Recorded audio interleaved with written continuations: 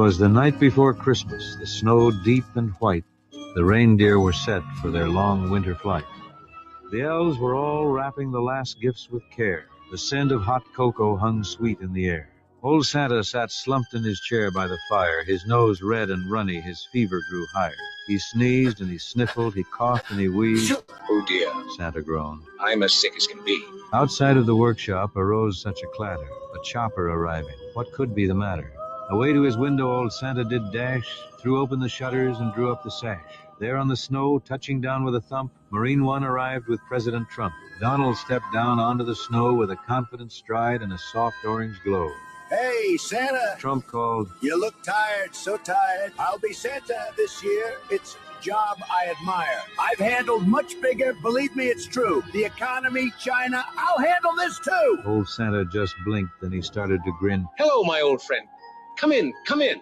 I've done this for centuries, year after year. A night off sounds nice. It's so cozy in here. Trump strutted inside to the workshop with flair. The elves all stopped working to ogle and stare. These elves, Donald said, they're incredible folks. The best in the business. They're really no joke. We're going to have Christmas like never before. The biggest, the best. That's what we're here for. He loaded the sleigh with his own special touch. More gifts. We need more. This isn't enough. The bag overflowed, stacked right to the top, all made by the elves in Santa's workshop. Then onto the sleigh he climbed up with great pride, Melania's cookies tucked right by his side.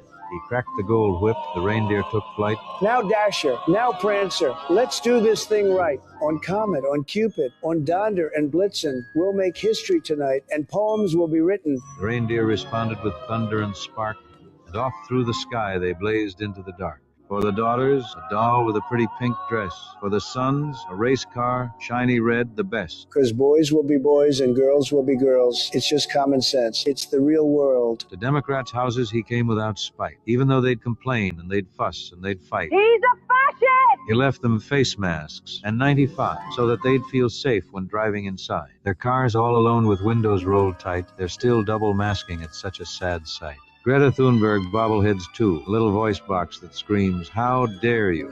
In one quiet house, Trump knelt by the tree. When a little boy woke, he'd got up to pee. Santa? He asked, and slowly walked near. But Santa looked different, more orange, less beard. Not Santa, Trump said with a wink and a grin. but just as good looking and way, way more thin. The boy rubbed his eyes. Are you President Trump? Trump just smiled and gave the kid a fist bump, then held out a flag, red, white, and blue. Merry Christmas, young man. This is for you. Before heading north, Trump cinched up his coat, one last present to give to the cartel boats. No missiles tonight, it was Christmas, you see. Instead, he dropped something more natural. The reindeer let loose with a thunderous sound, and magical droppings swiftly rained down. Reindeer that fly have a special-made pool. It sparkles, explodes, and it's quite deadly, too. Boom went the speedboats. Blam went the drugs. Out into the sea flew the criminal thugs. But Trump wasn't done. He swung around back. I'll finish them off with a quick double tap. Another Passover, more presents from deer, and the cartel's whole shipment had just disappeared. That's how we do Christmas. Trump shouted with glee. Merry Christmas, you scumbags. This gift was from me. Trump finally turned north as dawn filled the sky. The reindeer were tired, and so was the guy. Old Santa was waiting with cocoa in hand. Well done, Donald Trump. That was all just so grand. It was nothing. Believe me, I do this all day. I love delivering toys in your sleigh. The people are happy, the presents delivered, the drug boats are sunk, and justice delivered. He handed the reins back to Jolly St. Nick. Call me again whenever you're sick. You saved Christmas this year. God bless you, my friend. Trump nodded and turned. The trip had to end.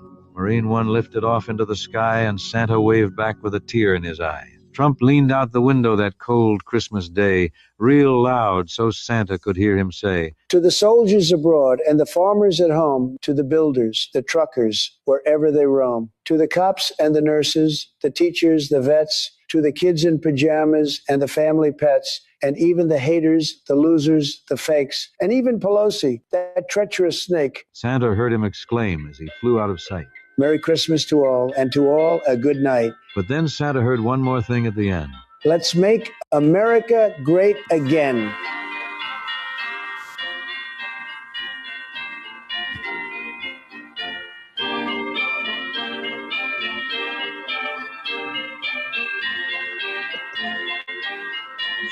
All right, you guys. Good morning, peasants. Welcome to another episode of the Peasants Perspective. I thought we'd start out a little bit different today. Okay, so I know for me, every single time there's a holiday or there's a break in the show, I get a little bit sad. And it's not just as a broadcaster. I'd love to just, not have to do this every day. Not that I have to, I choose to. However, I remember being in prison, right? And during the Christmas week, all the radio shows that broadcast 5 days a week, right? On the weekends, I hated it because it was all replays or the shows weren't on, or it was some weird local radio show talking about law enforcement officers. And when you're in prison, you don't want to hear anything about law enforcement officers. And then of course, holidays, there was like a 2-week break where there was like nothing on the radio that wasn't replays. So same thing with my favorite podcast. They always take holidays off. And then, I end up running around on Christmas with all this spare time to listen to a podcast and there's nothing on. So I'm going to broadcast. We're going to go through kind of a fun, normal episode. And I just figure you guys will like it, right? If you're a regular listener to the show, even though you might be opening presents this morning and doing the Christmas thing, at some point, there's a good chance you're going to have a break. So we thought we'd do this. Shantini, Merry Christmas. Thank you for the sound check there. Carlitz, yes, that is very hilarious. Figured we'd start the show out today since it is the Christmas special. I am broadcasting from my home studio / office, which is really just a corner of my garage. Yes, I have tongue and groove in my garage because I'm like that. Shantini again, love it. Karen, Merry Christmas. Oh, and look, Dominic Box. Dominic, thank you so much. And you're probably, yep, you're here. Cool, Dominic, how you doing? Hey, Merry Christmas. Can you hear me okay? Yes, I can, Dominic. So just everybody listening, this is Dominic Box. He's a fellow January 6er that I met in the DC Gulag, became one of my great friends. You build some very strong bonds in prison and jail. So Dominic, thank you so much for coming on. Yeah, man, I'm glad to be here. We spent a few Christmases before involuntarily together, and now we're voluntarily choosing to associate today. Yeah.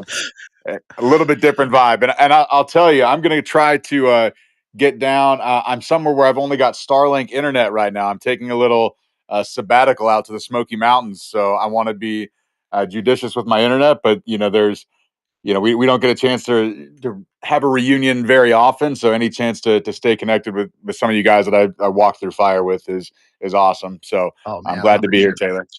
It's funny, Dominic, you came into the pod, I think about a week before I did. You left the solitary confinement holding area a day before I got there, if I'm not mistaken. So when I got there, you were kind of new to the pod, but you'd been bounced around the country already by the time you got there, because they dragged you from Georgia to a couple places before you ended up in DC, right? I broke it down the other day, Taylor, and that's one of the craziest things, because when you're caught up in the machine, you just sort of feel it and you kind of form to it. But when I broke it down, I went through 8 different federal facilities before ever even making it to our humble abode known as the DC jail. And 8? 8 different federal facilities, and that's all over the country. Now you ended up not getting your trial or your conviction before we got the pardons, right? So you were still in the gulag when we got the pardons, but you didn't get to get out on the 20th like everybody else. Yeah, that's correct. And I think it's also important to mention, at that time when you and I met, I was still a misdemeanor terrorist. They brought me to all these different places on 4 misdemeanor charges. No violence was accused, whatever.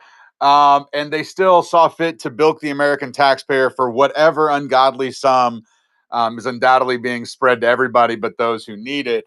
And yeah, I had and that's the interesting thing, Taylor. My case, I know yours. But like I said, I started out with 4 misdemeanors, and the government was not willing. I accepted. If you want to say I trespassed, if you want to say I got a little rowdy with my voice, okay. But despite only being charged with misdemeanors, the only plea offer the government ever gave me was to the potential for a 20-year felony in that obstruction of Congress, right? Obstruction of Congress charge. I refused that. I eventually had a bench trial with the judge in June of 2023. Did not even get a verdict until after Halloween. And then because my case had not been resolved, I didn't have sentencing scheduled until February 21st. I got to sit around until, the judge made the conscious decision to dismiss my case, and they wanted to move me around a little bit more. But we're stronger because of it, and now we're speaking out and have a unique opportunity to speak from a learned, lived experience of those on the inside. So one of the things my wife did for January 6ers while I was incarcerated was she started doing Saturday morning devotionals with different inmates. And Dominic, you made regular appearances on that from the jail, and it was greatly appreciated. And I'm sure actually a few of our listeners here probably listen to those, especially the people that were associated with me prior to J6. So tell me, so we spent one Christmas together in DC, and then I got shipped off and I ended up spending my second Christmas in Missouri. That one Christmas in the DC jail, how unique was that as far as Christmas is concerned? So, it was the first time that I'd been away from home for so long. At the time I was living in Savannah, Georgia. I know you were in Washington State. To just be such a distance, so far away from all of my friends and everything I knew, was unique in and of itself, along with just the specter of, impending federal prosecution. It was strange, but I went back, and Taylor, one of the ways that I got through it, along with just reading tombs like Atlas Shrugged, which, we did in many other books, I wrote a lot. And so I went back and kind of reviewed my journal from 2023. And it's funny, I start out the day talking about how somber it is, and Jeff Sable made this beautiful Christmas tree out of a bed sheet and dyed crayons and things like that. But in the middle of my entry, I cut out, and there's a very bold line where I go in and I describe in vivid detail a couple hours later about how I won the James Grant International Invitational inaugural Christmas poker game for the Stars. So you just did little things like that, whatever you could do to kind of, break the monotony. But it was, I don't want to speak for you, but obviously we want to be with our families and our friends, but just the circumstances of what it was that kept us away from our homes at that time, I think there was a profoundness and a significance that was just understood. The thing is about that Christmas, so this would have been the 2023 Christmas. Donald Trump had far from won the election, right? In fact, he had just barely, had he even won the primaries yet?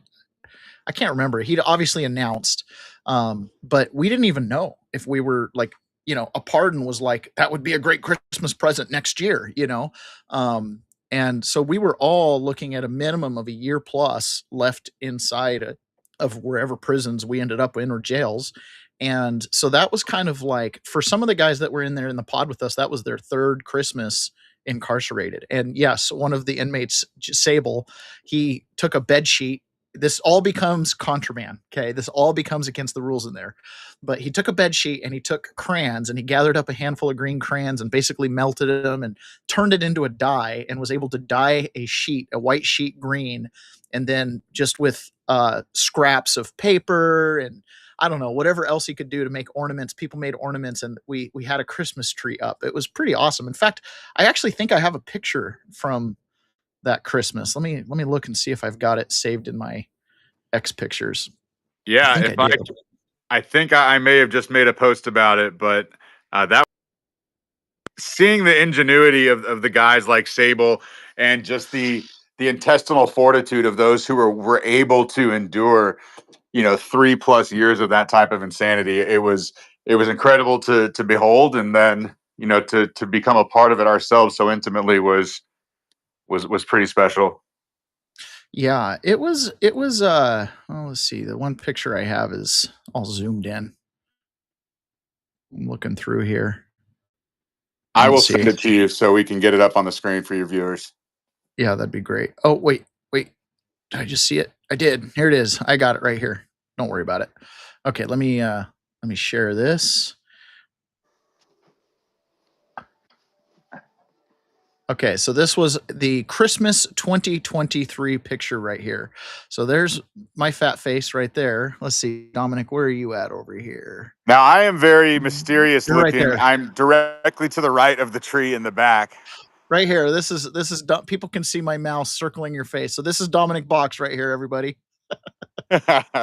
Oh my goodness, what a crew. So here's the green sheet, and it barely looks green in this picture. This picture, people ask all the time, how'd you guys get pictures in prison?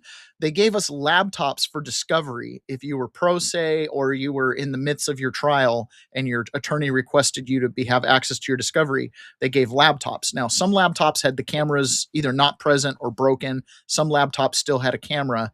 And so people were able to, I never did it myself because I never touched one of these laptops, but people were able to take pictures on it and then save it. Dominic, there you are. Great. Hey. So anyways, that is our Christmas 2023 from the jailhouse picture there. As you can see, we're all dressed in orange. not the most traditional of Christmas colors. It is not my most flattering look, I'll tell you that. But what was a true godsend and saving grace were, when I see you're not rocking one, you just got a t-shirt on, some of the sweaters and the thermals that we've got that for whatever reason you had to have them, like say I'm a large, you had to get like a triple XL or anything else was about 3X or normal size. But we managed to survive the brutality of political incarceration over winter in DC. And I'm sure you'll remember as well, there was, and I think it was in 2023 when it was just frigid and brutally cold. We did a call out to what was really a genius move by the prosecution to allow us to do these podcasts every night from inside the jail. But we talked about how we were able to see our breath and how, waking up next to what was effectively an ice cube in your bed or your steel frame of that whole contraption. We put a call out. We asked for any help because there was no control over the weather, the temperature, and the Patriots on the outside. And I'm sure people that, listen to your wife and your prior audience, they called in, and less than an hour after we logged off, we got some extra blankets and we got a little warmer. So it was a Christmas miracle. The American people are great. It was more than an hour, but that was so I can't remember exactly what date that was, but yes, it got frigidly cold. And I mean, you didn't have enough blankets. We didn't have enough clothes in the pod to stay warm. There was a cold snap in DC, and apparently there's 2 boilers at the prison and only one boiler was working. So it couldn't keep up with like hot water, hot showers, hot air. And I guess they'd had a budget for the boiler. Like they'd gotten money and hadn't fixed the boiler yet. So yes, we put a call out, and that day the marshals came around. Do you remember they put us back in our rooms, and then they came door to door and asked, "Are you cold?" And we were all like, "Yes," as we're wearing like blankets over our head. And that night they came and issued every single person in the jail, not just our pod, but every single inmate in the jail, they issued them as many blankets as they wanted. And I remember thinking, like, what a difference. Like, all these African-American inmates, which 99% of the jail, except for the J6 pod, was African-Americans. They had no way to get the marshals out there. They had no supporters on the outside that could make a lick of difference. But when we got cold, you know, that group of men that you saw that picture there, people called their homes. We called out on the vigil, and next thing you know, marshals show up and they took action. And they ended up getting that boiler fixed, and we ended up having, in fact, that's probably why we're not all dressed up in double sweaters there in that picture. Right. I think it was just before that or just after. I can't remember. Yeah. But yeah, there's a lot of good things. Well, and you know, Taylor, that was one of the cool things is it wasn't anything about us in particular as J6ers or the people that were on the outside. It just showed kind of the power of when you have a unified voice or a collective attention or focus on something, even if it's an issue just as not small, but as simple as fixing a boiler or increasing heat, you can really affect that change from the inside. And I noticed in the longer times I was there, when they would have the area neighborhood commission elections, they would have candidates, which was cool. You know, you could run to represent the neighborhood from inside the jail. Most of their platforms would include references to the power of the J6ers. And it was really just, you know, hey, let's focus on something. Let's not have 38,000 fractured different voices screaming in every direction. But I believe we did affect some change, and I'm sure the BOP and the DC jail specifically were glad to see us go in January or whenever we left. Yeah. But I don't want to derail it too much, but Taylor, did you experience any of that diesel therapy that I kind of talked about? I know you ended up in Springfield, Missouri, but if your journey was anything like mine, they probably did not take an as the crow paths flight straight to Missouri. I can't say that I got diesel therapy because I got the normal transfer route. I went from DC to Philadelphia, from Philadelphia to the Oklahoma City Transfer Center, and then down to Missouri. So that is a normal BOP intake transfer process. So I would not put myself in the category have gotten abusive diesel therapy. Like the guys that went from spot to spot to spot and, a week, 2 weeks in between, that diesel therapy is like highly inappropriate, totally irrational, and can be interpreted as nothing but punitive. For me, it was just a straight transfer. Remember, I got sentenced and then I was quickly out of the pod. Like 4 or 5 days later, I went to Philadelphia, sat there for 3 weeks, went to Oklahoma, sat there for 3 days, and I ended up in Springfield. That's not diesel therapy. That's just a transfer. But you did get to experience the Con Air. Famous Con Air. Now, I never got that. I got that. So that's kind of jealous. What kind of food do you get on Con Air? I don't know what's worse, the bus or Con Air. I honestly, Con Air was rough. That was one of my worst experiences. A bus seat is a little bit wider than an airplane seat, and they're pretty. If you think security on the bus was tight, security on the airplanes was really tight. But yeah, Con Air was not fun, but neither were none of it was fun, man. There wasn't like a single moment in there that I look back and go, oh, that was fun. It's like there were moments of levity where we made it light, but it was always under that heavy weight. Like for me, I'm thinking, this is going to be 10 years of my life by the time this is all over with probation and everything. 7 years in prison. It was, right. It didn't look fun. Sapphire Patriot. I was going to let you know, Sapphire Patriot over on YouTube. She was often down at the Freedom Corner and a regular listener at the Vigil. She says, "Welcome home for Christmas. Loved you guys. Decorated in the Gulag. Is that box? Merry Christmas, Dominic. I love your face, Dom. You guys made the best of it. That jail got thousands of calls. Oh, Dom, it was all about you, J6ers. LOL. Thank you for doing this, Taylor. You guys made my day seeing you." So that's Sapphire Patriot. She's shouting out from YouTube. Well, Sherry's awesome. Sapphire Patriot. She was there. Actually, I got released on Valentine's Day in Jacksonville, Florida. So once I knew what was coming, Taylor, they shipped me from Washington, D.C., all on a bus to Western Kentucky for one night. Then Eastern Kentucky, which was hell on earth. 17 guys in one pod with not even a pod, one hallway with one shower, one telephone. And there was 17, 18 guys, and they were giving them vapes. So you got all these 18 guys that are sitting on top of each other, smoking vapes. From there, who was giving them vapes? The CO. You could buy them on commissary. It was the craziest thing. So it went from being the totally unnecessary J6 diesel therapy destination. This is Grayson County, Kentucky. In Kentucky, the Grayson County Detention Center. So it went from being the unnecessary J6 stop to now being the third largest ICE detention facility in Kentucky. Not in a major, excuse me, not in a major city. Just a total tentacle of this corrupt, corrections, big correction, big con, big corrections, the financial incentive of just brutalizing and imprisoning people for a profit and not often for the retribution and rehabilitation that we come to expect. They moved me from Kentucky there to Atlanta, to Butner, North Carolina, back to Tallahassee, all the way to Jacksonville, just to move me an hour away to another place called Bradford in Stark, Florida, and then finally back to Jacksonville. But Sherry was there. She followed me all around. She's a great American, and we're so thankful to be out here now.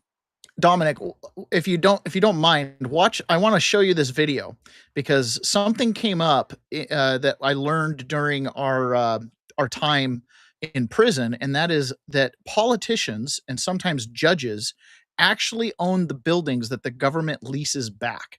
So this is a video of Tim Burkhart questioning something. It's just like a minute long, but take a listen to this and then let's talk about that. Mr. Hart, do any members of Congress, their spouses, or their immediate family have any property ownership rights to this property or any federal land? Congressman, I don't know the answer to that question off the top of my head. Okay. Do spouses of members of Congress own real property and lease it to the federal government? And how would we find that out? Because I think I know what you're going to say. I believe the answer to that question is yes. You do? I do believe that. Is there any way we could verify that information? Well, you go to USA Spending and search, you open the books, our website, and you can look up members' names. You can look up any person's name and find that information. All right. I suspect that's being done as I speak. How much would the federal government save by allowing unneeded leases to expire? The federal government spends about $6 billion on leased office space. So depending on how many you let expire, you get substantial savings.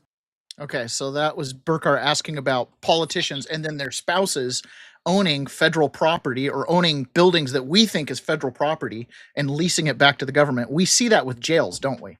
Absolutely. And, I can't speak about any of the facilities that I was at specifically, but I know you Northern heard Neck. horror stories about Northern Neck. Exactly. And that's owned by the very same, from what I understand, some of the very same judges that are sentencing people or confining them, even worse, pre-trial without any bond or without a reasonable bond for sometimes years at a time. And it was interesting, you hear things from our guys, people that we knew, but it was always interesting when I would go to the dungeon at the federal courthouse there in DC, and you would occasionally see these guys that were being brought in from some of the other facilities. And the guys from Northern Neck, I remember they were always in dark royal blue, and they just looked like they had been battered down. And when your food's withheld, when any of the small conveniences, phones or books or mail are relinquished in an already heavily restrained and confined environment, it just really grinds down on your soul. Yeah. And, Yeah, Northern Neck, there was actually a spin-off vigil that started going on up there. Tom and I can't remember. I'll remember their names if I think about Cheryl were up there, and they were doing a weekly vigil. Even after the J6ers left, they continued to do the vigil because what was exposed when the J6ers got there was truly horrendous conditions. I remember Brandon Fellows had a cell phone. He'd, gotten hold of one of those jailhouse cell phones, and he filmed inside of his jail cell, water dripping off the floor, constantly wet floor, the mold and the black flakes coming out in the water, and, the constant noise. That was one of the other things about prison was constant noise. There's someone screaming in an air vent or down the hall or something all the time. Sharpening a knife. Yeah, all night long. Yeah. Did you ever go to did you ever end up any places where you heard the singing metal at night where they were sharpening shanks? Yeah, no, absolutely. I wrote a funny short story about that because when you're at home, I have a white noise machine, whether it's the ocean or the crackling of a fire. Well, my first time experiencing punitive solitary confinement, I'm just hearing every night. And I'm thinking, are those rats? Like, I know they're there, but they're usually pretty quiet. Well, lo and behold, it was some of my new neighbors sharpening what oftentimes became full-on swords. And, people hear about shanks in prison and they think they're these tiny little things. Taylor, in my experience, that wasn't the case. I can't even get it all in the camera. They could be like right. 18-inch long, like samurai blades, practically. Yeah. It's a crazy thing. But Taylor, I got to hop off. I just wanted to wish you, Marie, everybody out there a Merry Christmas. It's so much better being out here than where we were. But without where we were, I wouldn't be here. So I'm thankful for it. Man, I really appreciate you jumping on, Dominic. It's awesome. Glad to see you again on this Christmas. We'll do it again next Christmas. Absolutely. You're welcome on the podcast anytime, Dominic. Any of your news stories, anything you want to push out, just let me know and I'll get it posted and feature it. Thank you, guys. Merry Christmas to everybody out there watching. This is a good man. Follow and support him in any way you can. And if you're interested in any of my work, check it out on X at Dom Free Press. I'll see you on the battlefield. And by the way, before you log off, Dom, Dominic is the one who encouraged me to read Atlas Shrugged in prison. Became my favorite book of all time. And for those that work with us over at 1776live.us, you have a lot to thank for this man to help clarify a lot of the things that I knew in life. Ayn Rand had already thought through it. And she gave me the words and the ability to kind of, teach it in an applicable way today. So Dominic, thank you big time. Of course. God bless, Be guys. surprised how many people you've affected by sharing that book with me.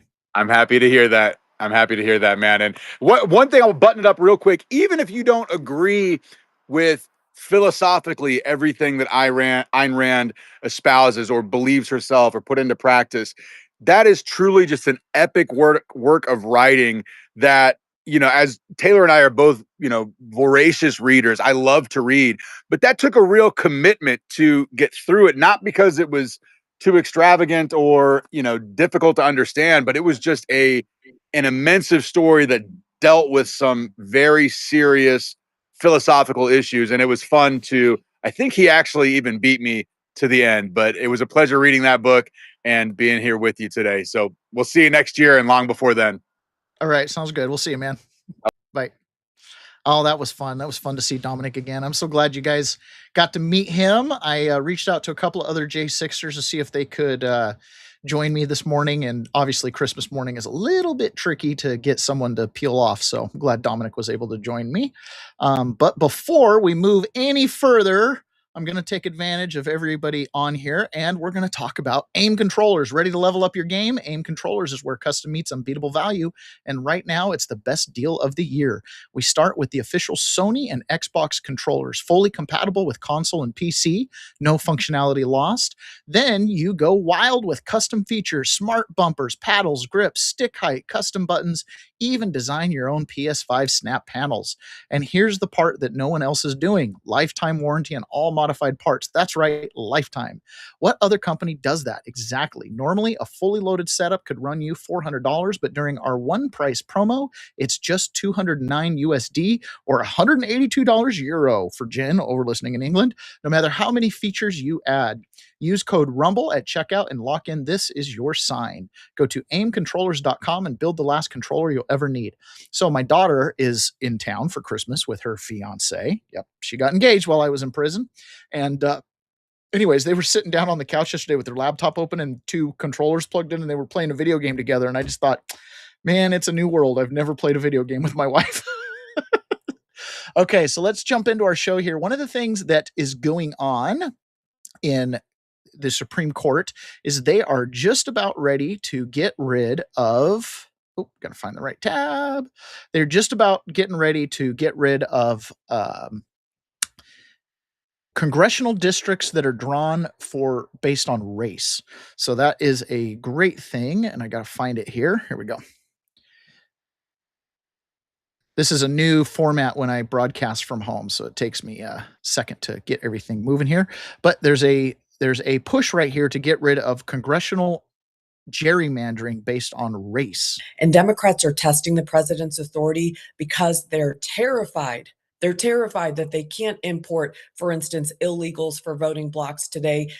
They want to fight him on the economic agenda because we're seeing prosperity. And lastly, these voting right cases, we have to just stop the racial discrimination on Section 2 of the Voting Rights Act and get back to actually allowing individuals to vote rather than blocks of racial demographics. So I think there's going to be a lot of wins for President Trump. And I want this case law clear. So that's one of the great things is Donald Trump on every single front, right? When we talk about elections, which is crucial for the Democrats, Donald Trump is dealing with the election. One of the things that the House has passed now multiple times is something called the SAVE Act. The SAVE Act would basically require proof of citizenship in order to vote. Now, anybody with half a brain, this is obvious, right? I am not a fan of voter ID that is tied to the ballot. If you're going to tie my identification to my ballot, I don't want any kind of connection. We're supposed to have blind ballots, right? But to be able to accept a ballot, to receive one, then we should have to produce some type of state ID or some kind of proof of citizenship. Seems completely logical. The SAVE Act accomplishes that. It does not tie unique identifier marker from your voter ID to your ballot. It basically just means you have to prove that you're a U.S. citizen in order to cast a vote. Seems fair enough. The question you have to ask yourself is, why in the world would Democrats oppose this? 235 days since the House passed the SAVE Act, which would secure our elections. Look, the Constitution's clear. You can provide some integration and some framework for our elections, voter ID, things like that. But the Senate's not moving on it. What is going on here? Listen, the Senate doesn't work. I've been very clear on this one. The filibuster is a major hurdle to getting common sense policy through both chambers of Congress here in Washington, D.C. The SAVE Act is common sense. It should go up for a vote. If Democrat senators want to vote it down, let them be on the record for it. But for it to not even get a vote in the Senate makes no sense. And this is actually one of the big issues we're having here on Capitol Hill. A lot of people are upset. They're saying, well, why isn't Congress doing more? I will tell you, a lot of policy ideas that are filed in the House don't even get to the floor because leadership is concerned. I don't agree with them, but they're concerned about things just going to sit in the Senate and not getting any action. I think we should continue to do our jobs here in the House, send bills over to the Senate, but the Senate has got to start voting for things. If Democrats want to vote things down like the SAVE Act, or if they want to vote down voter ID in federal elections, or if they want to vote down simple common sense things like making sure that illegals are not counted for the purpose of setting congressional districts, that should all be voted for in the United States Senate. And if Democrats vote no, let the American people see that clearly. And there are a handful of things that are huge deals that the Supreme Court is looking at. One of them is those congressional districts. I mean, it has the potential to wipe 20 plus seats off the map for Democrats because they have gerrymandered these different seats. It is actually a really big deal. I am making a couple adjustments to my screen in order to be able to get this all set up. Okay. Another thing I wanted to share with you is this Mike Benz piece. So Mike Benz is talking about Hunter Biden, and he found out something pretty interesting. And this kind of goes along with judges and law enforcement officials like police chiefs actually having an ownership interest in the real estate that the federal and state governments lease back from them, right? So if I own a hotel and I'm collecting rents, right? Clearly, I would want that hotel to be successful and be full, have high occupancy, because then my rents get paid. So if I own a jail, what's my incentive? I would like that jail to be full, okay? Now, law and order is important. Never disputed that. Bad guys need to go to jail. Never disputed that. I have met people in prison that I would not want walking around in real life, right? Never want those people to meet my family. Bad dudes, got to be held in prison. However, when you start talking about jails that are there to make money and there's profit centers built in all along the way, it's no longer just a service to society. It's now a profit incentive for the people that are involved in it and can make that profit. So if you have a judge who has an ownership interest in a jail and in a district where he can send people to that jail, what is the likelihood he's going to do that? Don't be stupid. Don't think that they can keep those two things separate. If the occupancy at the jail goes down, they're going to be more inclined to send people there and for longer periods of time. It's just human nature, right? Well, if you tie your financial interests to things like illegal immigration, despite what Hunter Biden said in that recent podcast with Sean Ryan, Hunter Biden is engaged in a business that directly profits from lending to those migrants. So then the third one was Hunter Biden actually owns 10% of a company called ePlata, which is a micro financing loan company for illegal immigrants coming up through the southern border. And so, at the same time, the Biden administration Justice Department put out a notice telling the banks that the Justice Department would take legal action against any bank who refused loans to illegal immigrants. Meanwhile, the first son has an equity investment in a company that profits off those very loans. So even though he's like, there's too many illegals coming in, he's directly profiting from a loan business that was geared around lending to illegal immigrants, like microloans. And microloans are, I don't know, under $100,000 loans, basically. So that's a huge deal. And then, of course, the administration encouraged banks to lend to illegal immigrants as well. This is a material breach of the deal. What's the deal? The deal is the trade-off that the body politic, the American people, we the people make with the government, right? By empowering the government and giving it all these awesome powers over our lives, which have just been increased by legislatures over the years, the objective is that they're going to create a law and order environment for us. They're going to provide banking services for us, lending for us, right? We're going to take advantage of being the world reserve currency and all these different things. That deal goes out the window when you open up the benefits to people who have not paid in, people who do not have birthright, people who do not have a legitimate lifelong interest in this country. They're here transiently, right? And then we pay them to be here. So the deal is broken. And the reason the deal is broken is because one of the major political parties has gone all in on breaking the deal. You can ask yourself a lot of questions. Why does the Democrat Party support unfettered migration? Why does the Democrat Party support all of these different policies that are just damaging to us? Scott Adams gives a pretty good little analysis here. And this is yesterday. Scott Adams is back at home. He's still got a lot of health challenges. And I'm actually going to speed up his playback speed because I can't hardly tolerate him at one-time speed. So I'm going to speed it up just a little bit for us. You guys will be able to listen to it just fine. Anyways, Scott Adams is talking about how the Democrat Party is essentially just a criminal organization. And I'm not excluding the Republicans from this, but there's one party that seems to be all in with a couple Rhino members tagging Is along. it going too far if I said that the Democrats are a criminal organization, the entire entity? Now, I don't mean every voter. Voters probably are just, going blah, blah, blah, everybody's bad. Democrats have some problems, Republicans have some problems, but I prefer the Democrats. So most voters, I think, are blissfully unaware of just how much crime is happening. But if you look at it collectively, here are just some of the things.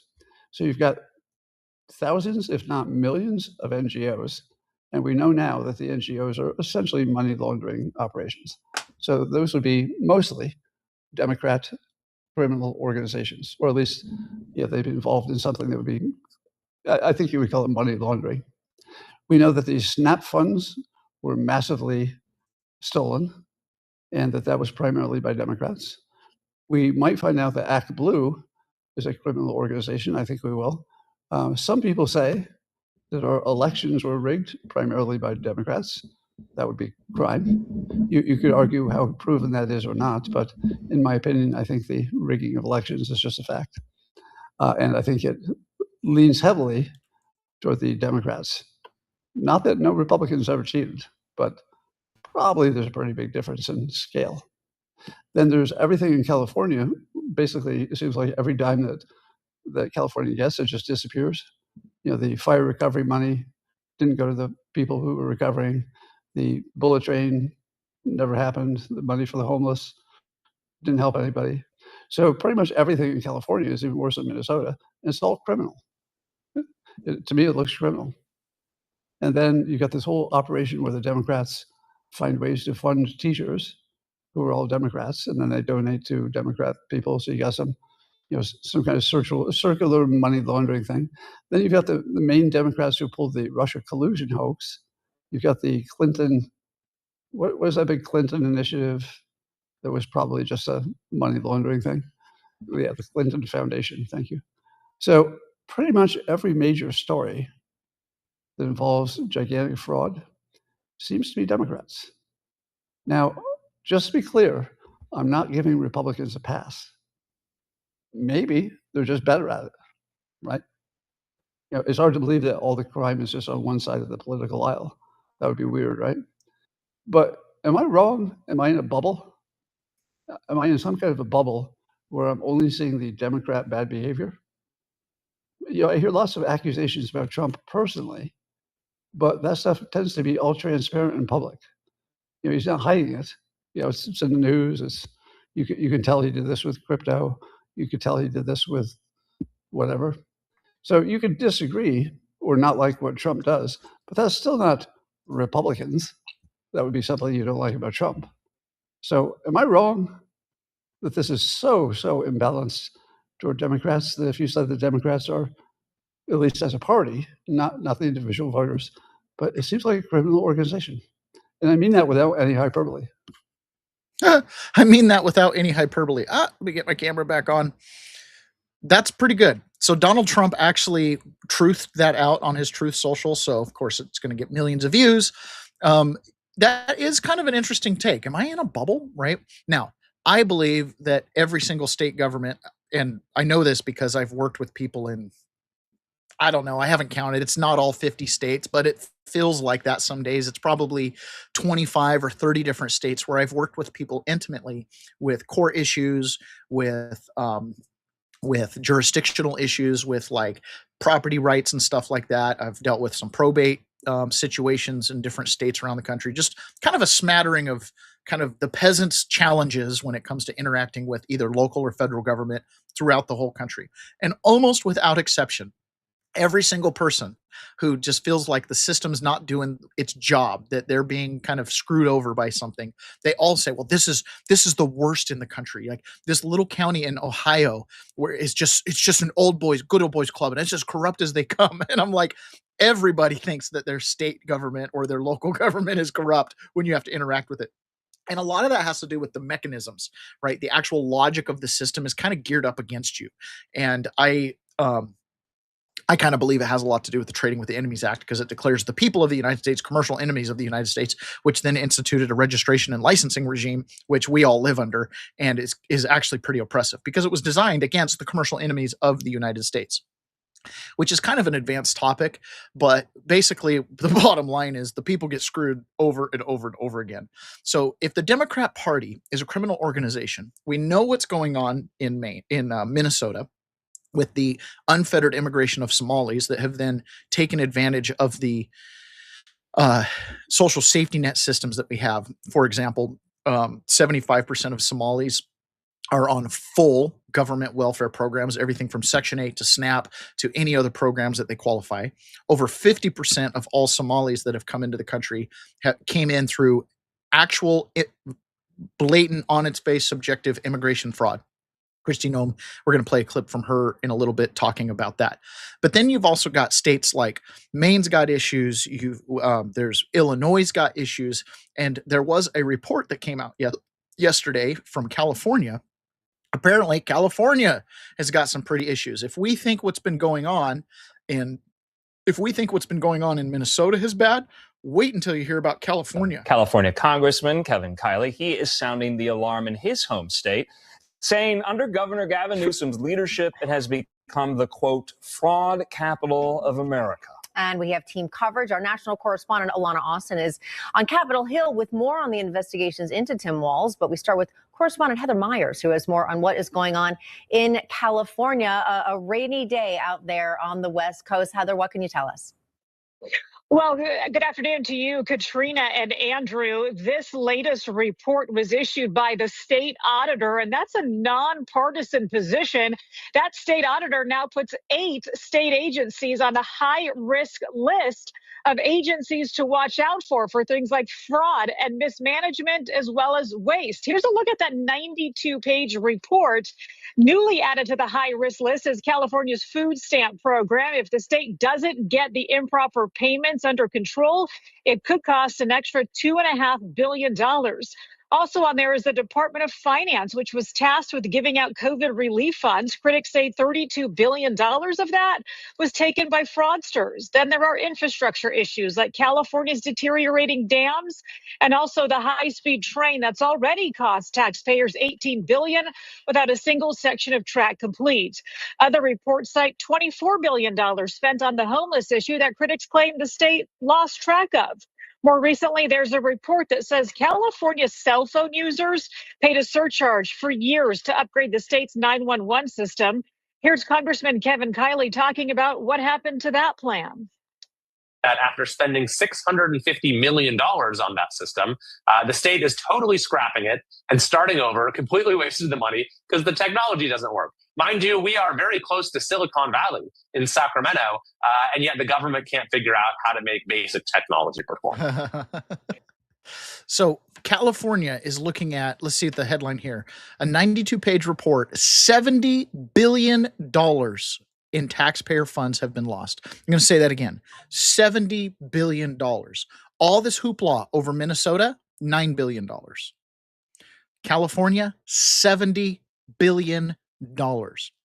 Can't wait to see what New York looks like. Can't wait to see what Illinois looks like, or can't wait to see what Virginia looks like. Can't wait. There's a handful, Massachusetts, Connecticut, right? A lot of the Northeast. I can't wait to see what those numbers look like. We already know that Maine's had issues with their Somali immigrant population.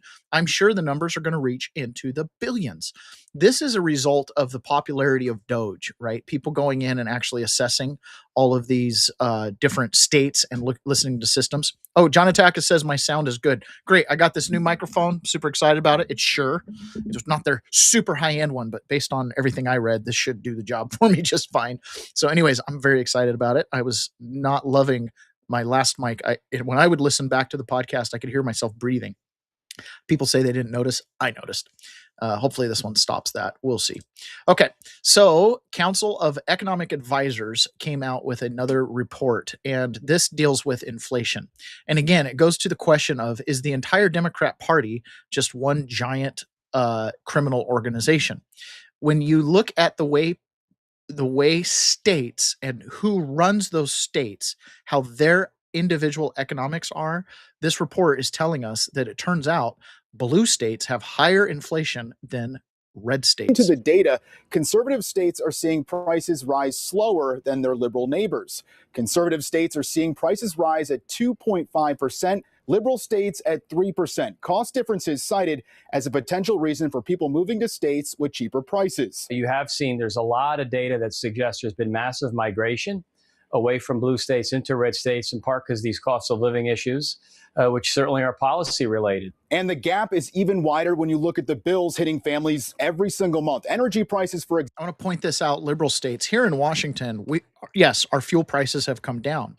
But as soon as fuel prices came down, our state legislature and governor signed new taxes into law that basically, as actual cost of energy, cost of gasoline and diesel were going down, they were adding extra taxes. I think they've added like 67 cents of taxes per gallon in this year alone, which is why we still have $3.30 to $3.50 per gallon, whereas you have many states like Colorado, which we featured a week or so ago, they were down under $2, down into the $1.90 range. That's one of those direct things. Democrat states have not been allowing the gas prices to drop. They've been gouging you, the American people, at the fuel pump for that extra tax. Example, 5.2% in blue states versus 3.5% in red states. Transportation, 2.5% in blue states versus just 0.7% in red states. The administration says states pushing for renewable energy, we're talking wind and solar, are sending those prices even higher. If you have things like wind and solar and some other alternative sources, which are not reliable and are very expensive, they need to be massively subsidized by the government for them even to be partially effective. You are going to be paying much, much higher costs. Meanwhile, President Trump in the White House taking a victory lap today after we saw the economy grow by 4.3% in the third quarter. Bill? When I think of what I want for Christmas, one of the things I want the most is accountability for essentially what boils down to cartel criminals running our government. Now, we have detailed the Emerald Robinson reporting along with the Patrick Byrne reporting about the Venezuela Cartel del Sols that has infiltrated our country and infiltrated our government and infiltrated our voting systems through the Dominion and Smartmatic and I think ClearVote's included in there as well, voting systems. If ClearVote's not, which I'm sure they're just controlled by some other cartel, and how the Venezuelan cartel essentially is the, president of the corporation of cartels, with the Mexican cartels basically being like sub to the Venezuelan cartels. And the Mexican cartels is where we get a lot of our drug trafficking coming across the border, obviously. For whatever reason, yesterday I watched 2 different Amazon series on drug addiction in America. It's just so tragic what's going on. And something happened 2 days ago. Mario Narfal reports on this, and that is that Mexico secretly flew 55 cartel bosses into the U.S. during a military operation. He says, he reports, Mexico just pulled off 2 cloak and dagger operations this year, secretly transferring 55 of its most dangerous cartel leaders to U.S. custody. The prisoners had no idea where they were going. Some thought their bribes had paid off, and that they were being freed. Instead, they landed in America facing life in maximum security prisons. It's not going to be fun, I promise you. Welcome to America, the DEA's interim chief told them as they disembarked. These aren't street-level dealers. They're the top echelons of the Sinaloa, Jalisco New Generation, and Zetas cartels. Rafael Caro Quintero, charged with killing DEA agent Kiki Camarena in 1985, is among them.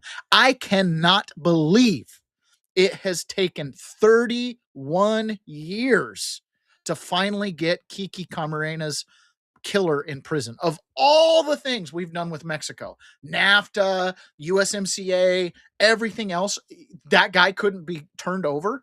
It's stunning to me. It took 30 years to get him into our custody. The Trevano brothers, who killed 18 prison officers from behind bars and controlled a network of 600 inmates across Mexican prisons, are now in Virginia. The operation required 2,000 Mexican special forces, decoys, convoys, frozen bank accounts, replaced prison staff, and new catering companies to prevent poisoning. Officials feared if word leaked, cartels would stage escapes, trigger riots, or assassinate their own leaders to prevent them from talking. Why the sudden cooperation? Trump administration pressure, including threats of punitive tariffs if Mexico didn't crack down on drug trafficking. Now these cartel bosses face a choice: cooperate with the U.S. authorities and potentially get reduced sentences, or keep silent like El Chapo and spend 23 hours a day in a windowless cell for life. El Chapo's son chose cooperation. His godfather, El Mayo Zambada, faces life at his January 13th sentencing. A third transfer is already under discussion, and the source is the Wall Street Journal. And I credit Mario Narfal for Nawfal for the breakdown. Really good news there. Now, if we make the connection that the cartels are tied in with U.S. and other countries' intelligence operators, which this has been the thing, right? The CIA and the intelligence agencies got into the drug trade. That creates their black budget, which they use to fight terrorism. And then the terrorists help the drug trade. It's like, totally Machiavellian type situation going on. These drug traffickers have hollowed out our country. Anybody who has spent time in the Midwest, especially rural Midwest, knows the damage that meth has done. When meth started out being bathtub meth, small amounts, it was horrible. But the United States government got on top of it and almost completely eliminated homegrown meth labs in the United States. I mean, almost completely. Made it very difficult to buy the precursors at your local Rite Aid and pharmacy and all that kind of stuff. Well, the Mexican cartels jumped right in and started dumping meth, in rural areas across America, and it has devastated us, right? I was in one of the documentaries I was watching yesterday, this DEA agent who lives in this local community in Arkansas where this documentary was filmed, and it featured addicts, dealers, and then law enforcement, and some documentary crew ran around with all 3 of those groups. This 25-year veteran of the DEA had a list of they did like some Operation ICE something, and they arrested 49 people.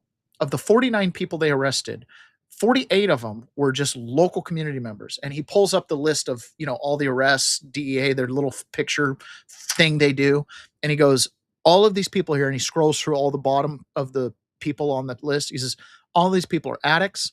None of these people are real dealers. None of them have jobs. None of them, are tied to the Mexican cartels directly. They're just addicts slinging dope to other addicts to pay for their own addiction, right? They arrested one singular Mexican cartel member that was basically transporting the large quantities of drugs up there. And it showed his interrogation, and he's like, I can't talk. I can't tell you where I got it from. They'll kill me. I'll be dead tomorrow. I can't talk. Get me my lawyer. And of course he had a cartel lawyer. And that was it. right? So they basically came in to clean up the town, and the very next day, a new Mexican is going to be coming up, dropping off ice. And sure, they took 49 users off the street, but those aren't the real dealers. The next user who just pops up right behind the ones they arrested starts dealing because, my dealer went to jail and you're a user. Can I bum some off you? And now you've got a dealer. It's the saddest thing. It's the saddest thing.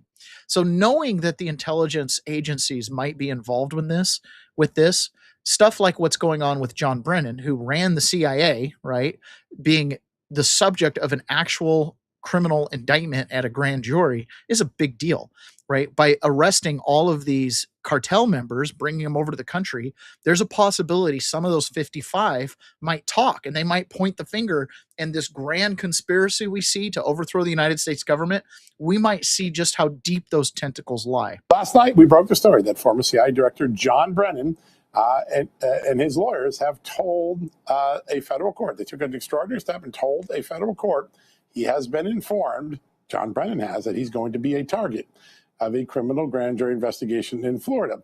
Now, what does that mean? A target means someone who's likely to be indicted. That's what the U.S. Attorney's Manual defines it as. Well, Brennan's lawyers are asking the chief federal judge in Miami to intervene to stop the indictment from occurring, arguing that the Justice Department is judge shopping and venue shopping. In fact, they specifically said they're very worried that the Trump Justice Department might try to get the case in front of Judge Eileen Cannon. That's the judge in Fort Pierce, Florida, who dismissed one of Jack Smith's prosecutions against President Trump. She's not liked by the left, definitely not liked by John Brennan's lawyers.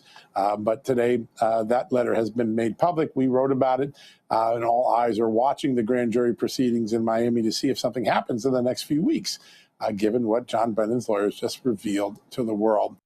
Imagine if there was a tie-in and we found out through the judicial process that the CIA and John Brennan in this grand conspiracy, and they're taking payoffs from cartels, they're working for the cartels. It'd be just an absolutely crazy revelation. So on one hand, super excited to hear about some accountability for John Brennan on the Russiagate front. But there's also, Donald Trump seems to be very, very committed to really eliminating these cartels and eliminating just the worldwide drug trafficking problem that happens. Again, you're never going to eliminate drugs until you eliminate the cancer that rots people's souls away, which causes them to turn to drugs. However, making progress, just literally taking it off the street. When I watched those documentaries yesterday, a lot of it is just because it's available. If heroin wasn't on the streets, if meth wasn't on the streets, people wouldn't use it. So let's take a quick break here and let's talk about coffee. Still haven't tried 1776 coffee? Now's your shot. The 1775 starter kit just dropped, only 1,000 units. You're getting the bold dark roast that hits hard, the smooth medium roast, and the Vitality mushroom coffee for clean energy and laser focus. All single origin, small batch, toxin free and mold free. Plus, you're also getting a gold spoon clip because freedom isn't scooped with plastic. A frother strong enough to stir your coffee and your mother-in-law's opinions, and a black 1775 tumbler. $170 worth of coffee and gear, yours for $99. This is for the ones who've been watching 1775 blow up on Rumble, wondering if it's actually worth it. Spoiler alert, it is. Go to 1775coffee.com/studio and grab your starter kit before they're gone. Bold beans, clean fuel, and a morning routine that stands for something just like Rumble does. I had my small coffee this morning, and I can't wait till the show's over to have another cup. Probably be about time to open presents with the kids. All right, so let's talk about Tim Walz. Tim Walz got asked a question about all of the about all the voter fraud that's been going, or not just voter fraud, fraud in general going on in Minnesota. And he gave a speech the other day where he talked about basically not having a problem putting bad guys in jail. And, I'm the chief law enforcement officer in Minnesota, and we've been putting people in jail for all this fraud. Well, somebody actually followed up with him about this, because turns out he hasn't really been putting anybody in jail, even though he made the claims. And this was his response. You said that you take responsibility for putting people in jail, but all the fraud so far has been federal prosecutions. Why did you say, erroneously say that you... I didn't erroneously say that. We're the ones that our agencies are bringing it up. We're referring them over. This is... All right, stop the tape. Well, there goes her press pass for daring to ask a follow-up question to Tim Walz, but he's lying again. He's doubling down. he did not refer cases to the feds, especially in Feeding Our Future. The legislative auditor pointed this out, that the feds, the FBI, alerted the MDE, Minnesota Department of Education, in February of 2021 about Feeding Our Future fraud. And it was a whole year later when they did their raids and their investigation began. So the feds are tipping the walls off, not the other way around. He's lying again. He's lying again. Politicians' mouths are moving. What's he doing? Lying. So that is a direct result of Doge. February 2021, Elon Musk gets in right away when Trump's inaugurated. They plug AI into the government systems, and bada bing, bada boom, you find out fraud going happening all over the country, and they start notifying different states. I would imagine red states are taking action on a lot of this stuff on their own independently, which is why it's not showing up in the news as much, except for places like Maine, which, is Maine a red state or not? hard to know. Anyways, Kristi Noem was being asked about the immigration in Minnesota. And I already mentioned this earlier, but she shares a startling statistic. You told me to look into Minnesota and their fraud on visas and their programs. 50% of them are fraudulent, which means that wacko Governor Walz either is an idiot or he did it on purpose. And I think he's both, sir. He brought people in there illegally that never should have been in this country, said they were somebody that they're not. They said they were married to somebody who was their brother or somebody else. Omar. Fraudulent visa applications, signed up for government programs, took hundreds of billions of dollars from the taxpayers, and we're going to remove them and we're going to get our money back. So denaturalization, right? Taking away people's legal status to be here, whether it's citizenship or a green card. Obviously, a green card's a lot easier and a work permit's a lot easier to revoke. Citizenship, there's probably going to have to be some type of due process. But gosh, if they did commit fraud, what do? You have to go. The litmus test for all of this is going to be Ilhan Omar. Ilhan Omar allegedly, bold-faced, committed immigration fraud to come to this country. Boldface, married a brother, put it on the application. She was 17 years old, claimed her daughter had her father had legal status. He did not. Her whole application reeks of immigration fraud, but she got elected to Congress. So you have to denaturalize her, take away her citizenship. Then you're going to have to turn around and you're going to have to deport her. Are they going to do that?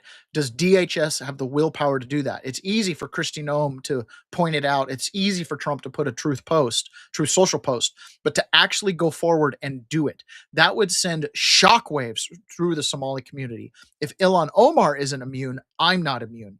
If you want to see self-deportations of Somalis go up because they don't want to go back to Somalia, presumably, they'll head over to England, they'll head over to the Netherlands, they'll head over to Sweden, any of these other countries that are taking people in rampantly, right? They'll self-deport if they take Ilhan Omar out. That is one of those one stone, many birds type of situation. So we'll see if they actually do it. Metal is Good says, Merry Christmas. I have to say just how happy I am to see you on Rumble, a free man this morning. Yes. And Metal is Good. We had Dominic Box on earlier. So make sure you go watch the replay from the beginning of the show, because Dominic and I got to reminisce about our good old days and the DC Gulag. I don't know about good old days, but anyways, good to see you there.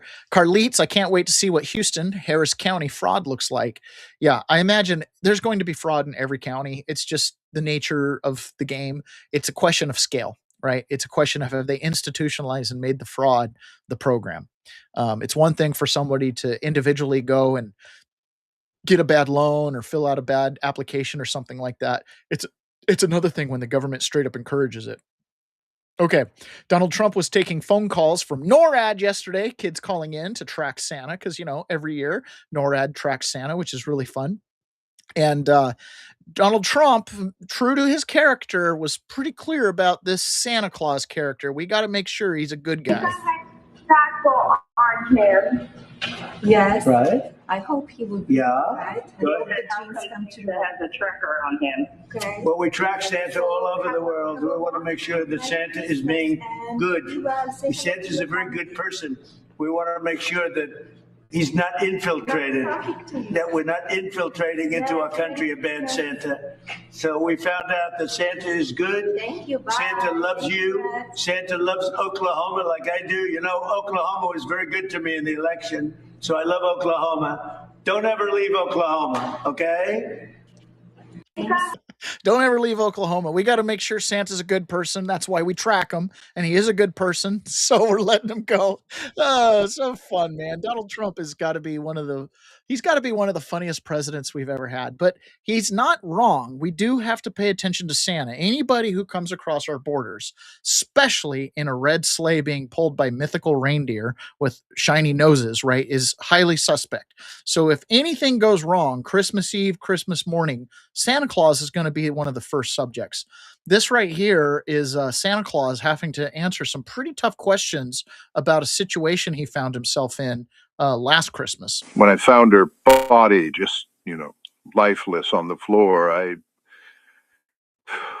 that image just seared into my brain. And I called the cops, of course, and, but it was too late. Couldn't do anything for her. The smell of death. You never forget that smell. What were you doing there? What were you doing there? I was just dropping off some gifts. Just dropping a couple gifts off. At 1 o'clock in the morning. Well, I didn't want to wake her up or know that I was in the house at the time. I was trying to be courteous. So, how did you gain access to the premises? Well, the chimney was open, so I came down through that. Look, I know what you're trying to say here, and like I'm the one that called the cops. Yes, you did. Okay? Let's play the audio from that call. Well, no, we don't have to. All right. This bitch is dead. But these cookies are so good.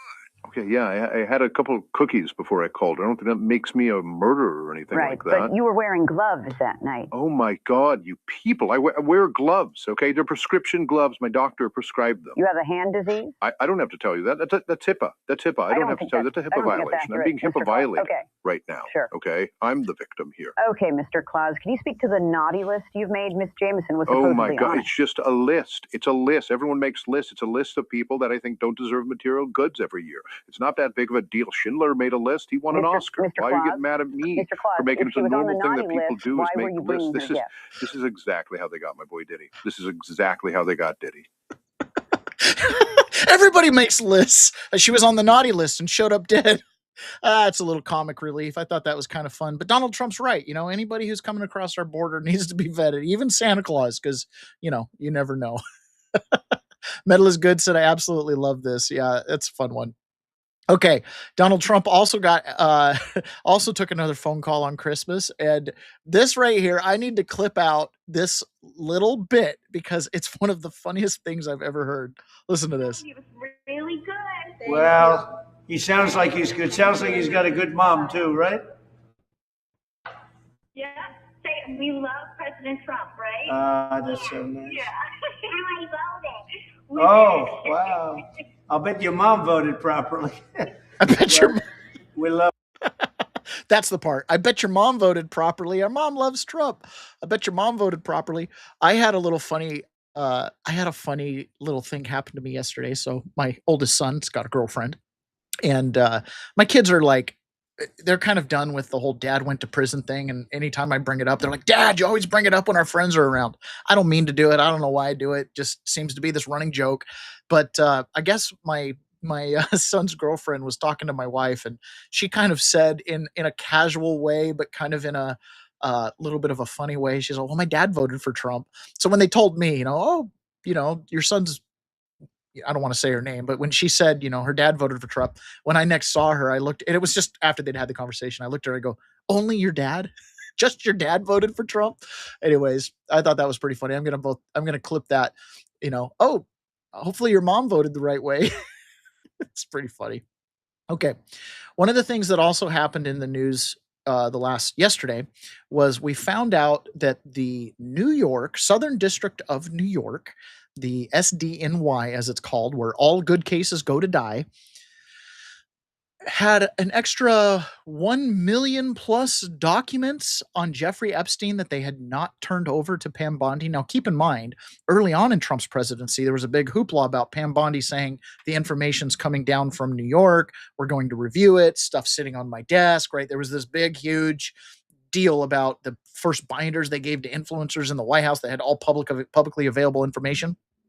Well, after Massey and Ro Khanna passed that bill and to release all the Epstein data, the Department of Justice started releasing the Epstein data. First, it was a whole bunch of pictures. Then it was a whole bunch of emails and other files and things like that. Well, they got notified from the Southern District of New York that there's an extra 1.5 million Epstein documents that were not previously turned over to the DOJ. Okay, a couple things to consider here. First of all, it would be nice if those documents were the documents that everybody thinks exist, right? A list of clients, investigations into these other elites that were chumming around with Jeffrey Epstein and their involvement with these girls, probably a lot of drug and not, I don't know that Epstein was super involved with drugs, but 100% involved in gun and money laundering. No doubt about that. Okay. So it'll be very interesting to see what these documents have. But these documents have been in possession of this crowd. This crowd right here is coming out of the New York FBI, which, remember, FBI is a part of the Department of Justice. So the Southern District of New York's got your DOJ people, but then there's an attached FBI office there. One of these guys early in Trump's administration was fired from the FBI for basically refusing an order. And this is the send-off he got from this FBI, this SDNY office that held back these Epstein documents. So in the context of this being a hoax, and in the context of Epstein, you know, the Democrat Party, which Scott Adams alleges is essentially just one large criminal organization, having possession of these documents, who knows what's in them or has been inserted in them. We've already seen the Democrat Party try to run newspaper clippings of Miss Universe pageant pictures, claiming that those were in the Epstein files, when they were just literally newspaper clippings. By blacking out the pageant contestants' faces, it made it look like they were underage kids or something like that. We've already seen the Democrats try to blow up any reference of Trump in the Epstein files, and all of a sudden, there's 1.5 million documents that are missing, and they came out of this office. That's right. An extraordinary scene outside of the New York FBI office in the last hour. Assistant Director in Charge, James Dennehy, who was forced to resign under pressure this week, left the building to cheers from hundreds of his colleagues and the sound of bagpipes. He was forced out after clashing with Donald Trump's Justice Department after the removal of senior FBI leaders and requests for the names of agents who worked on the January 6 cases. He told those gathered that he will be their, quote, best cheerleader on the outside. We'll be watching for that. Another break for us. We'll be right back. That was an FBI, you know, I don't know what his official title was there. New York field office, James Dennehy, leaves the FBI building to the sound of bagpipes. Bagpipes for a guy who got fired. And that's the office that was holding onto these files despite being told by the Attorney General to send them down despite the FBI and the Attorney General confirming that they received all the documents from New York. And now all of a sudden they have extra documents. That's the guy who presumably had something to do with those documents. We are in a tough spot. As far as judicial stuff is concerned, down in Georgia, Robert McBurney, aka Judge Corruption Incarnate, says Rasmussen reports, finally grants access to the 2020 warehouse ballots yesterday. So we finally got a chance to be able to go down and look at the ballots in Georgia. Who knows, again, what they're going to have, because they've been in the possession of Democrats, or at least presumably people who were in on the Georgia 2020 election fraud stuff. So it's highly concerning. I'm going to share this right here. This is from Sean Fleetwood. On another front, there was a decision that was let out by the Supreme Court yesterday that we talked about, and that was the Supreme Court decided that Donald Trump cannot use the National Guard in Illinois, that the National Guard just can't be used in, you know, whatever triggering mechanisms that they that would allow Trump to send the National Guard. The Supreme Court made a decision that basically instructed Donald Trump to use the Insurrection Act in order to accomplish those ends. So this right here, I'm going to read Sean Fleetwood's assessment. Justice Alito did not pull any punches in his dissent on SCOTUS, permitting a lower court judge to block the president's National Guard deployment. And I'm just read this here. Justice Alito, with whom Clarence Johnson Thomas joins dissenting. In our adversarial system of adjudication, we follow the principle of party presentation.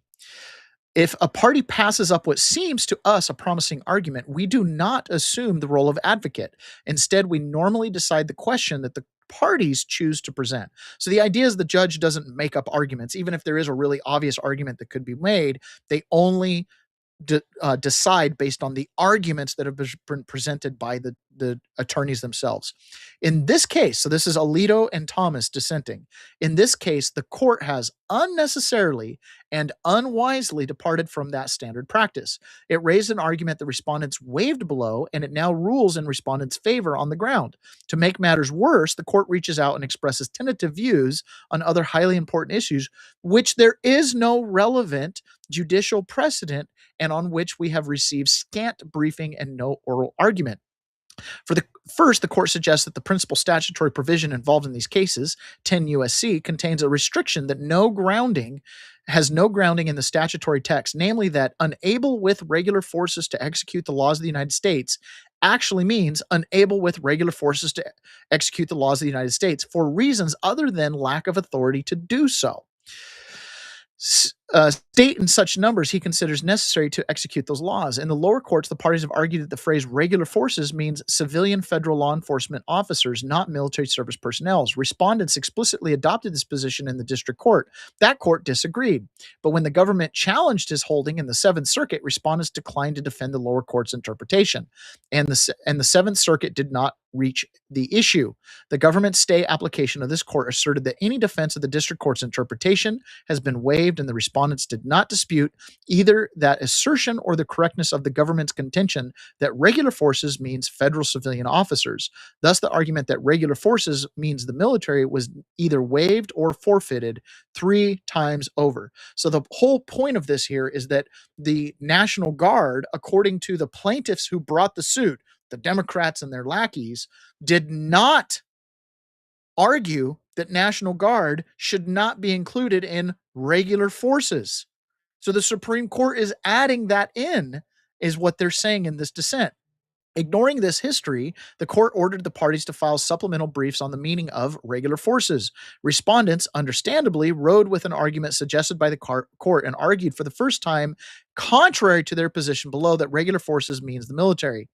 The new majority now accepts this 11th hour argument. Never mind, the respondents had presented a contrary theory of the case in the district court. For the court, respondents' own arguments, differently directed, fell by the wayside, for they did not mesh with the court's own theory of the case. The court, according to Alito and Thomas here, essentially made a decision on political grounds, not on actual arguments or standing in law or statute. We should decide this application based on the party-presented controversy, not make up our own nexus in order to decide. That controversy centered on the district court's holding that, contrary to the president's determination, civilian federal law enforcement officers were in fact able to execute federal laws in the Chicago area. If the court has doubts about the party's interpretation of the phrase regular forces, it could assume, it could assume on top of all this, the court fails to explain why the president's inherent constitutional authority to protect federal officers and property is not sufficient to justify the use of National Guard members in the relevant area for precisely that purpose. I'm not prepared at this point to express a definite view on these questions, but I have serious doubts about the correctness of the court's views, and I strongly disagree with the manner in which the court has disposed of this application. So that's a big deal. He goes on to say, if the term regular forces means federal civilian law enforcement officers, that interpretation would mean that the president would have to conclude that the immigration laws could not be enforced in Illinois, even if all other federal law enforcement activities were put on hold, and every federal law enforcement officer in the country, including every FBI, DEA, Secret Service, and ATF agent, every postal inspector and deputy marshal, and all law enforcement officers employed by other agencies were transferred to the area and assigned to that task. The district court's interpretation would lead to even more outlandish results if, quote, regular forces means the military. In fact, In that case, a president could not call up the National Guard to execute the laws in one locale unless the national military forces, if transferred to the area in question, would be incapable of executing the laws. So in this whole thing, they set up a situation, the Supreme Court did, where essentially the president of the United States is being backed into a corner where he's going to have to declare an insurrection in order to execute the laws of the land. Once you declare an insurrection, we talked about this yesterday, you open the door to everything, because what is an insurrection? Could all that fraud in California be considered an insurrection against the United States and her people? Could all the fraud in Minnesota and all the illegal immigration stuff all be considered an insurrection? Once you go down that path of declaring an insurrection, you untether the executive branch from any legislative or judicial authority. The whole point of the Insurrection Act and the president's ability to do that is essentially to have the power of the king to act quickly, right? To be able to make decisions executively without politics and without being bogged down, because it's in the oath of the president to preserve the Constitution. So if he views the Constitution as being violated, which the interpretation of that is any law being broken, right, then he has a duty to fix it. This is a big deal. This is shared by a former federal prosecutor on Fox News. I can't remember his name. He comes on pretty frequently. He's one of the contributors there. And he talks about just this situation that's been set up by the Supreme Court. Recently, Insurrection Act inbound said, look, I'm trying to enforce the laws with ICE agents, with federal law enforcement, and I can't do it, so I need to call the National Guard. But the statute says the president has to be unable to enforce the law with regular forces. What does regular forces mean? We don't know. The Supreme Court has never decided that question before yesterday. The Supreme Court now says regular forces means you have to try with the regular armed forces first before you can bring out the National Guard. So the unintended consequence here might be that the president is going to have to call the 82nd Airborne or the Marines or the 101st Airborne Division, as, for example, President Eisenhower did after Brown versus Board of Education in the South to enforce desegregation. President Trump might have to do that first in order to protect those federal buildings, those ICE agents. And then if they fail, he can then call out the National Guard. Got it. J.B. Pritzker, the governor in the state of Illinois, is saying this. Today is a big win for Illinois and American democracy. This is an important step in curbing the Trump administration's consistent abuse of power and slowing Trump's march toward authoritarianism. That's purely political. I think the president has obviously tried to work within the framework of the law as his legal eagles have seen it. 15 seconds or so, what happens from here? And I guess I answered my own question when I say I'm not surprised by Pritzker's response, and I guess you aren't either. I'm not. He's, of course, injecting a lot of heated political rhetoric into this. Yeah. But what's going to happen? Trump will, of course, now have the right to go to the Supreme Court on the full merits. As you said, Kevin, this is just preliminary. He may be able to get the full court to reverse this preliminary decision. But second, and I think more worrisome, is the Supreme Court is essentially inviting President Trump to send regular armed troops and deploy those to Chicago and Los Angeles before he can send the National Guard. I think a governor would rather have National Guard troops than the 82nd Airborne and the Marine Corps patrolling the streets of Chicago. Yeah, especially when you think of... I would presume that people would rather have National Guard who are, our sons and daughters that are based in our communities and only serve on weekends, right? I'd rather have them in our local cities than active duty Marines. But they're forcing President Trump's hand. Before we get to the next little story about the Rothschilds and how international bankers are able to basically manipulate markets and control governments, I want to talk about gold for a second. If you've been paying attention to the direction of this country is headed, you already know our financial system is being intentionally sabotaged. Duh. Inflation is not a mistake. It's draining your savings while the political elites consolidate power. Every time Washington prints another mountain of cash, your dollar becomes weaker and your future becomes more vulnerable. That is exactly why you need to go to mygoldguy.com/rumble and get in touch with My Gold Guy. He isn't like the big name gold companies that bait people with free gold or silver coins while quietly inflating the prices. That is deception disguised as generosity. My Gold Guy refuses to play that game. He is a no-frills, American first precious metals dealer whose mission is simple: give you the best possible prices so you can protect your wealth without the gimmicks and without the smoke and mirrors. Go to mygoldguy.com/rumble. Fill out the short form and request your complimentary consultation. He will give you real information about the economy, the instability ahead, and how physical gold and silver can anchor your future when everything else starts shaking. When you sign up, you'll get this free gold and silver guide, which every American who cares about financial security needs to read right now. Do not wait. Do not assume things will work themselves out. Protect what's yours. Visit mygoldguy.com/rumble today. Get your consultation and get the guide. This is the time to act. It is incredibly important for us to diversify our savings and how we, the people, hold our wealth, because most people don't actually understand how big money works. We're talking high finance. When we're doing high finance and you're dealing in, millions of ounces of gold, and then you're dealing with script that's collateralized by that gold, and eventually we get to a system where the gold isn't even collateralized, the script just gets written. This right here is a former head of CIA station chief. His name escapes me right now. He kind of ran in a lot of QAnon circles. He wrote a book on pedophilia amongst the elite and different government leaders and stuff like that. Anyways, he was assassinated just after Biden was inaugurated.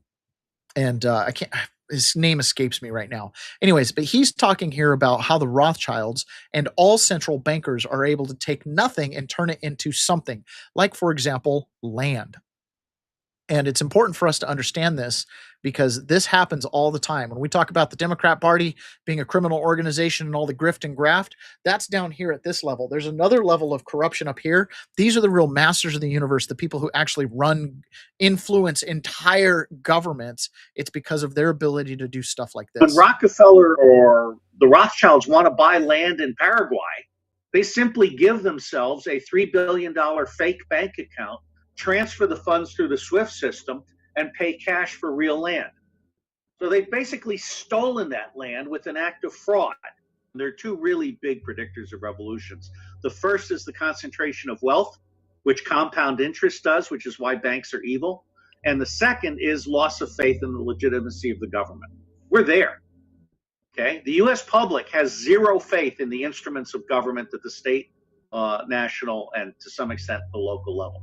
And the concentration of wealth is absurd. I mean, when the Koch brothers make $3 million an hour on interest, something is seriously wrong with how we're managing money. This is all a digital fabrication.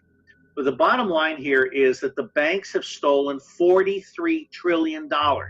That's counting interest. Bonds issued by the Federal Reserve are fraudulent bonds. They're unconstitutional.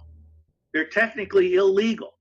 I agree with everything he's saying there. The bonds issued are unconstitutional. You don't realize this, but every court case creates a bond. That bond is paid by the taxpayer, and it's based off my estate. There's a whole background to all of this that is smoke and mirrors. It's creating money from nothing. But what central banks can do is they can create money from nothing, and then they can purchase real things like land anywhere in the world with no money, right? Funny money, just a promise that other people will pay the interest, but they paid cash, right? It's a completely broken system. And what this does is it puts governments in hock to these big bankers. And with these central banks comes taxation. They go together. The United States Central Bank, called the Federal Reserve, nothing federal about it except the name, right? The Federal Reserve and the IRS were created at the same time. The Federal Reserve creates the bonds, of which we, the people, are the security and the collateral, and then we are assumed to be needing to pay the debt. So there's a Project Veritas undercover journalist that went in to and met with a gentleman named Alex Mina. So I'm going to share this with you. It's a long clip. We're not going to play it all. I just want to read some of the highlights here. Okay. So it says, here it is, artificial intelligence. Remember when the Democrats hired 87,000 blank holes to go after the American taxpayer? This is one of them. Alex Mina, who works at the IRS Criminal Investigation Divisions, caught on hidden camera. The Internal Revenue Service has no problem going after small people, shooting people, putting people in prison, and destroying people's lives. End quote. He said that. Then he drops the bomb. The IRS is unconstitutionally using AI to access everyone's bank account nationwide. Like in 6 months, AI, were able to capture $500 million. So they were able to find taxpayer fraud to the tune of $500 million. Now, when you understand how the IRS works and that recapture of $500 million, it sounds all good and dandy, but it wasn't coming from like typically legitimate fraudsters. It was coming from people who misfiled a tax return, or, one of the things the IRS is notorious for doing is doing little spot audits where they'll just literally delete something out of your tax return to cause you to go in and have to amend it. And almost always you end up paying more. Taxes are funny like that. Like in Menisa calls the IRS, when the IRS recalls what an IRS agent told him. When I went to the criminal investigation unit, the guy said, the first person you shoot, you're going to remember. But after that, you're going to shoot like 100 people and you're not going to remember any of them. He adds, IRS agents are a-holes. They are the definition of an a-hole. So we'll just play this for just a minute here. You can hear the So beginning. AI has access to like everybody's bank account? They see the amount in your bank account, yes. I can't. Is it constitutional to do that? I doubt it. They are assholes. Really? They are the definition of an asshole. All of them. They have no problem like going after the small people, putting people in prison, like destroying people's life. They have no problem doing that. They said that we were all nice when we started. Now look at us. They are like robots right now. All of them. I can't wait to give this news to all of my friends. Yeah, please don't tell them my name. So it goes on for another 15 minutes, right? Talking about all the internal workings of the IRS and how they're doing that. So that is scary, right? I hate to hear that. I hear kids bouncing around on the floor upstairs, which means it's probably time for me to go and open presents. But Kristi Noem officially got this going on. Those 87 IRS agents that were hired to target you and I, the American citizens. Well, now they've been reassigned to DHS. Crossing moments ago, IRS agents could soon be going on immigration raids. Homeland Security Secretary Kristi Noem asking the Treasury Department to deputize their agents to help arrest and remove migrants from the United States. So far, no response on this plan from the Treasury. Woohoo! 87,000 extra armed IRS agents being transferred over to DHS to help with deportations. That'll put things on fast track to deport. However, they're going to now be well seasoned. And I promise you, they're not just going to get laid off when it's over. They're coming back to the IRS because that's just how the world works, right? So we empower them to go after those people. I had a couple sections here on flock cameras and all of the AI things they're using to track us. We will get to that. In fact, I might just do a special broadcast just on that. You need to be aware of how AI is starting to track us because we, the people, have a right to privacy, but we have to enforce it, which means we have to be private. If you are having issues with taxes, if you are having issues with your local government or any issue, right? You're being attacked, audited, investigated, or whatever, please get a hold of us over at 1776live.us. We have some remedies, peaceful remedies to settle issues with the government, specifically the IRS. Specifically the IRS. We have a very high success rate on helping people through IRS issues. So please get over there. Same thing with credit cards too. If you've got any of those issues, please check us out over there. That is what we do. We help people get out of those problems. So let's wrap up our Christmas special today. I am so glad you guys joined us and we got to do this together. It's so fun to broadcast on a holiday. I know there's not going to be a lot of live shows out there today, a lot of new content. So I wanted to make sure that you guys had something from me because that's something that I love on the holidays is, having something new to listen to that's not a replay. To head out, rather than do our normal outro, I would like to share with you a little history about a tune that we all know and love, Jingle Bells. Let's hear about it. It was written in 1850, before the Civil War, in a tavern called the Simpson Tavern in Medford, Massachusetts. It was about Thanksgiving time, and the author, James Lord Pierpont, was sitting at a table and he began to write lyrics down on a little sheet of paper. Well, the song was based on the sleigh races that they used to have up in Medford, Massachusetts every year. These sleigh races were famous. These horses were powerful creatures from local farmers who would hitch their sleighs across the open snowscape, and people would cheer. It was quite an event, and it moved him to write these lyrics down onto that paper. The song was later published in 1857, and people thought it was really too lighthearted to be sung. So it primarily became a drinking song. It was sung in taverns while men were, swinging their tankards back and forth, which I just think is marvelous. Later, it was inherited by children, and it was called One Horse Open Sleigh at the time. Well, the song was one of the first ever songs recorded on the Edison recording device. This is one of the first recorded songs that we have. Also, it was the first song broadcast from space in 1965. So it's quite a song that's very special to our culture, and I'm going to play it for you.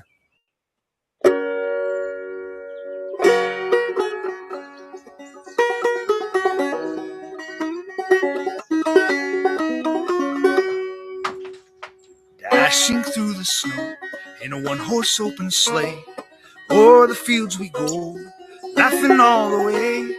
Bells on bobtail ring, making spirits bright.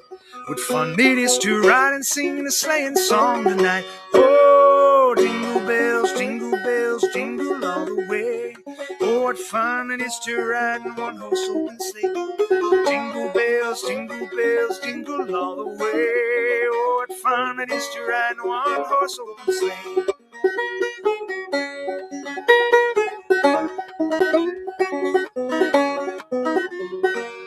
A day or two ago, I thought I'd take a ride. Soon Miss Fanny Bright was seated by my side. Horse was leaning left, misfortune was its lot. We drifted into a bank and then we got upshot. Oh, jingle bells, jingle all the way. Oh, what fun it is to ride in a one-horse open sleigh. Jingle bells, jingle all the way. Oh, what fun it is to ride in a one-horse open sleigh.